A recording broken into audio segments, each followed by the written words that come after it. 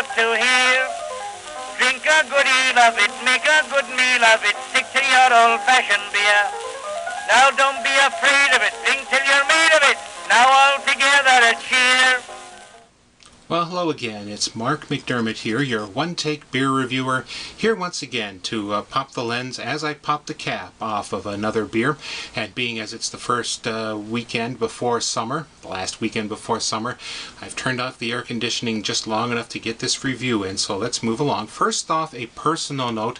Among my many interests besides beer are comics. It's one of the things I've dedicated my life to from before when I could drink. And I've turned that creative energy into scholastic writing on the subject of comics. I have an essay that was just published in the book Web Spinning Heroics, Critical Essays on the History and Meaning of Spider-Man. It's one of those books you'll find in the American culture shelves of your university library. Edited by Robert Moses Peasley and Robert G. Weiner. And, well, there's no pictures to show you, but I have an article in here doing a little critical focus on a rarely examined aspect of the Spider-Man story, which was the two musical Spider-Man albums that came out in the early to mid-70s. I have one of them here, the famous Amazing Spider-Man from Beyond the Grave rock comic. To get information about them, I talked to the person who played Spider-Man in this album, Rene Auberjonois, who is better known today as Commander Odo from Star Trek Deep Space Nine, and the editor of the Spider-Man titles at that time, Roy Thomas. Very nice people to email, since you had a nice question to ask, but they didn't have a lot of information from something that happened now almost 40 years ago. But be that as it may, summer is here, if not in fact, but in the weather. It's about 90 degrees outside, and we're hoping for some rain finally. And I have with me, again, through the courtesy of the promo people for Newcastle, we have the Newcastle Summer Ale. We'll do the 3D zoom in for effect here. This is listed as a golden or a blonde ale, and I'm sorry, I keep leaning over the camera to see myself on the TV. That's a nasty habit. So it's going to be, I think, lighter than the Newcastle Brown Ale, with more of a regular type beer appearance. Probably not too hoppy, since they're all hoppy by American standards anyway, but we shall see. And to open it, I have, of course, the grilling utensil with the bottle opener attached. Again, this was provided to me for my appreciation and for me to do a little bit about.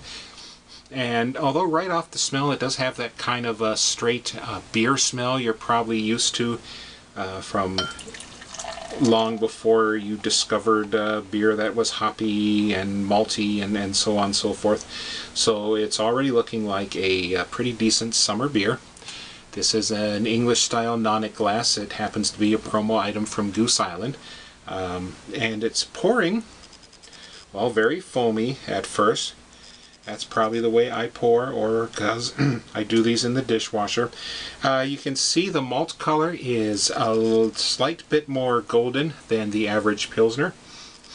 It still has more of almost a German hop odor to it. Usually you would expect any kind of earthy English hops, and that may turn up yet. I don't want to spill on my rare Spider-Man album.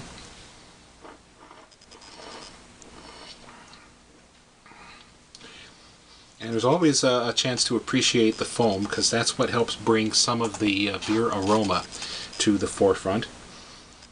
And now the smell is settling down a little bit, and we're trying to get through that into the malt.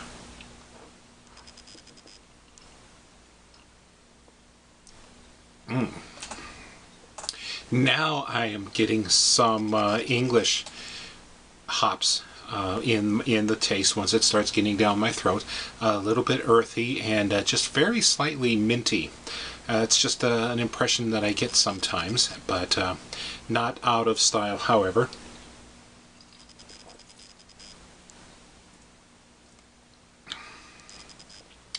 And it is a very well done English summer ale. Maybe not straight to a golden or blonde ale style, since that's not as common. If you're going that way for summer, you're probably just sticking with English lagers, but I am saying that it should be arriving on store shelves now, and it's well worth seeking out as part of your summer rotation for light and warm weather beers.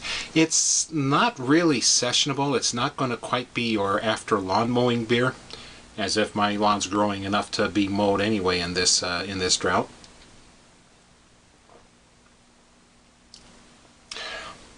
But it's worth sitting down with, and I think it's going to pair well with barbecued food.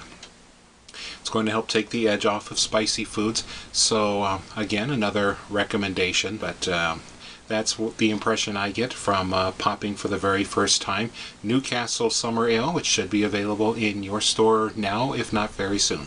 Now don't be afraid of it. Drink till you're